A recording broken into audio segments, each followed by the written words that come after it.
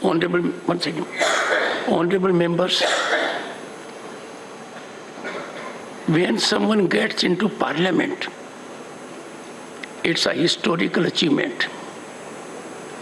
And when someone gets into the upper house, Council of States, House of Elders, as compared to Lok Sabha, the term is 6 years. This house is ever in continuity, unlike Lok Sabha. Then it's a privilege and honor to be ever remembered. If in this house we fail to live up to the highest expectations of the people, framers of the Constitution, we are abdicating our constitutional obligations. Let me invite attention of the honorable members. Constituent Assembly met for 3 years. It had 18 sessions. Some of the most divisive, difficult issues, contentious issues came up for deliberation. They engaged in dialogue, discussion, debate, deliberation, and had behind-the-scene negotiations. But there was not a single instance of disruption or disturbance, much less members getting into the well of the House. The Honorable Leader of the House said 1 or 2 instances of coming to the well may be condoned. In this chair, I would not agree to that.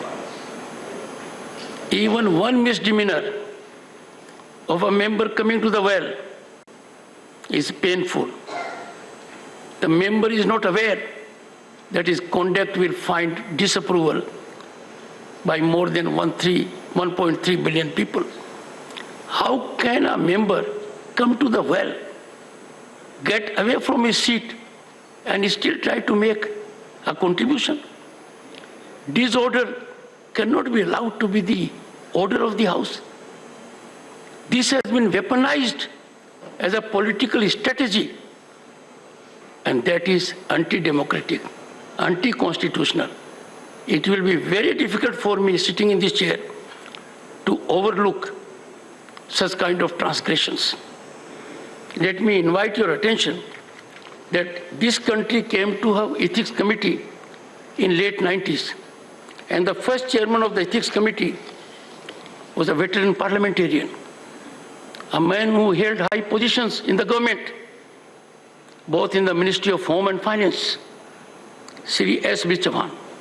He rendered a report to this House on 1st December 1998, and he indicated framework of code of conduct for members of Rajya Sabha. The members of Rajya Sabha should acknowledge their responsibility to maintain the public trust reposed in them and should work diligently to discharge their mandate for the common good of the people. They must hold in high esteem the Constitution, the law, and parliament institutions, and above all, general public. They should constantly strive to translate the ideas laid down in the preamble of the Constitution into a reality. The following are the principles which they should abide by their dealings. I'll refer to only 2 of the principles. 1, members must not do anything that brings disrepute to the parliament and affect their credibility. I'll pause here for a moment. Coming to the well, rising on the seat, shouting slogans, coming with a garland of tomatoes. Where are we heading? Where are we heading? Forget about the people at large. Your blood relations, your near and dear ones will not approve of it. And it is now 25 years since this report was put before this House. And the second one, members are expected to maintain high standards of morality, dignity, decency, and values in public life. Each word getting outraged. I must share my concern with the honorable members. What I saw in last few days, challenging manner with physical dimension, daring the chair virtually, what the chair can do. I have been extremely indulgent. But those of the members who have come in utter disregard, it has pained me. It was no rejoicing for me that even a senior advocate, Mr. Jagdeep Dhankhar, came into the well. A man holding high position in the legal fraternity, and you engage into such kind of transgressions. Imagine if this happens in a court of law, what the consequences will be. Ours is a much elevated institution. We have to decide the fate of every other institution in the country. We are repository of the power to ensure constitutional institutions continue to be within their bounds. I therefore appeal to you, earnestly appeal to you and plead with you. Please informally reach out to your friends on the other side and discuss with them. Otherwise, the consequences for us will be that we'll surge into irrelevance. And that being the situation, the point is very clear. It is perhaps towards the end of the road that we must awaken ourselves and do our duties. I'll take up the next item.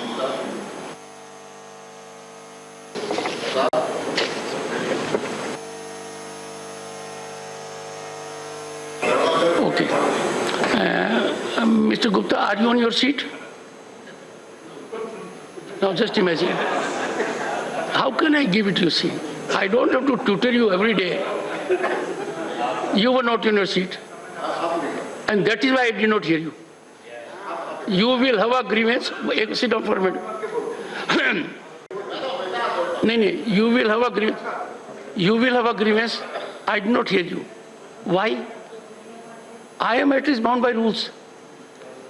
I was telling you at that point of time, number of times that rule has been read out in the House, that you can speak only from your chair. And this can't be our norm. We have to exemplify our conduct by our actions so that people at large emulate us. They take us as role models. But right now, if they take us role models, then what will happen to the nation at large? I'm afraid I'm unable to. No. Honorable members, we have come to the conclusion of the 260th session of the Rajya Sabha. Let us make an assessment of the ground we have covered in our journey towards meaningful governance and legislative action. Let me tell you, in Lok Sabha, the Honorable Home Minister, for more than an hour, reflected only on Manipur. The Honorable Prime Minister, in his discourse, focused on Manipur, indicated to the nation a soothing and healing touch. अब सोचो हमने क्या खोया क्या पाया. On 20th of December, on the very first day, when the matter came up for consideration, the government had immediately agreed after I had accepted the notice.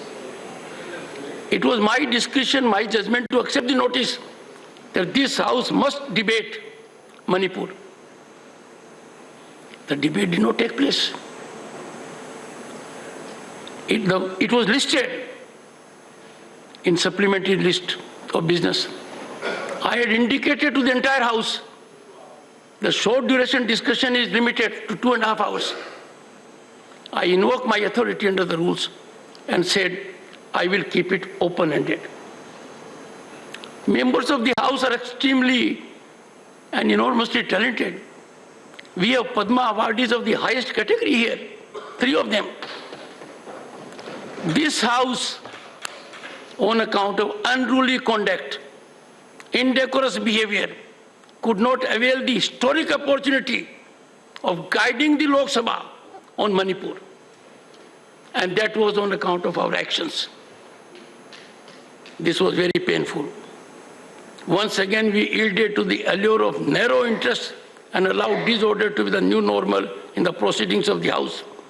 It appears that my appeals have not resonated well with our members. The frequent unwholesome spectacle of disruptions only indicates that my message has not found the attentive audience it deserves.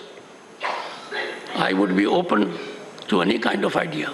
I've interacted with the honorable members, floor leaders in my chamber, and they agreed with me. And once they come to the House, things are otherwise. It's a worrisome, alarming scenario.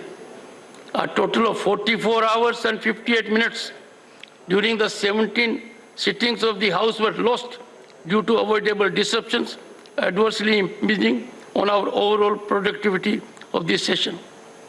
The people at large are in pain. They have got us elected here. They are sustaining us by their fiscal power. It's a heavy drain on exchequer.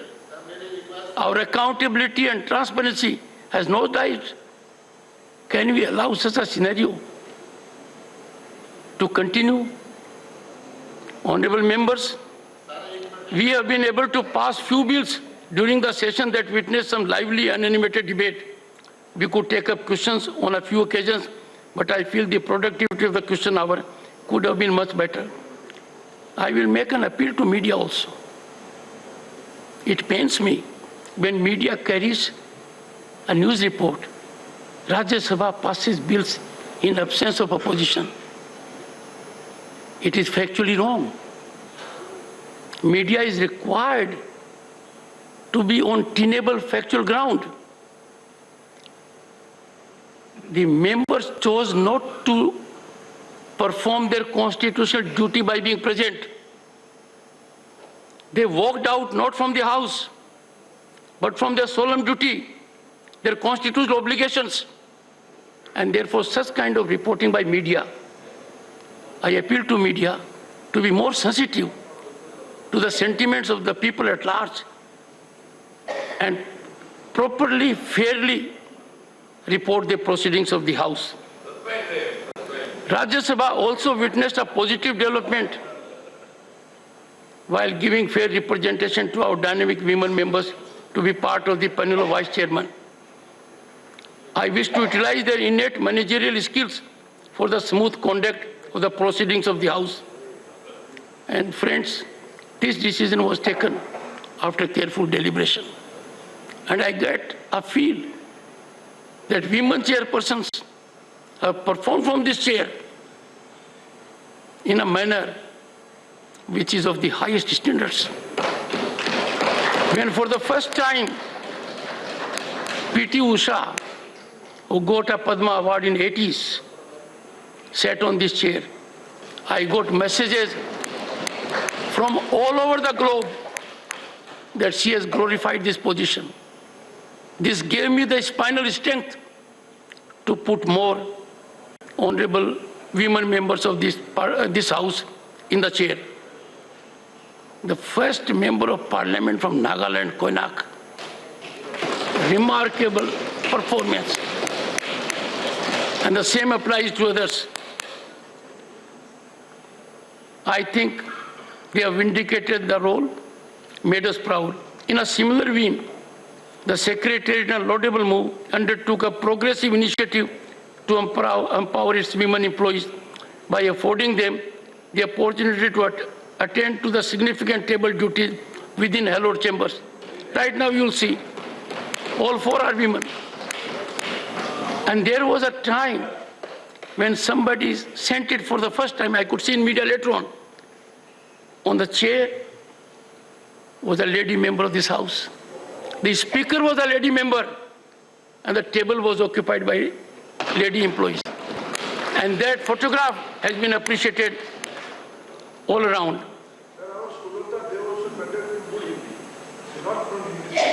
Not from?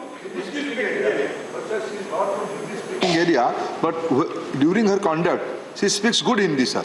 You should acknowledge that. और आपको बताऊं, मैं माननीय मंत्री जी I have had involved interaction with all of them at Uprashtrapati Niwas, and I have come to know about her outstanding contributions.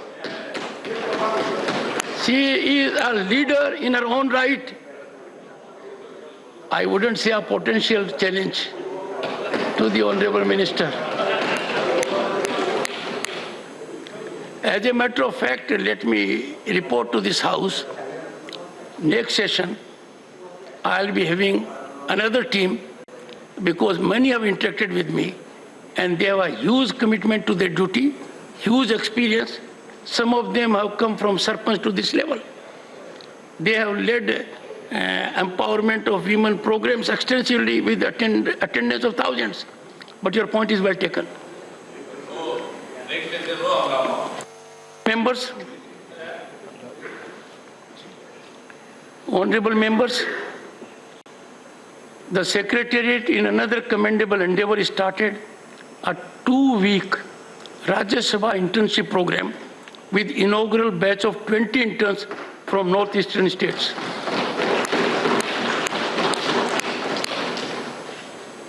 I had the occasion to be with them along with the Honorable Minister Sonobalji. Had dinner with them yesterday. Look at the brightness in their eyes, the kind of experience they had. And at the highest level, attention was paid to their internship. A 1991 batch IAS officer, secretary to Rajya Sabha, was overlooking everything. And they will carry our message in the entire region. This program we will continue. I have no doubt our young interns gained better understanding and insights, and had this House been in a functional mode, it would have been much better. When one of the interns told me, we have been to the convention center. The second one said, we have been to Prime Minister's Museum. And the description was so vivid, as if I was in the museum. So that's a great achievement. We'll take it further.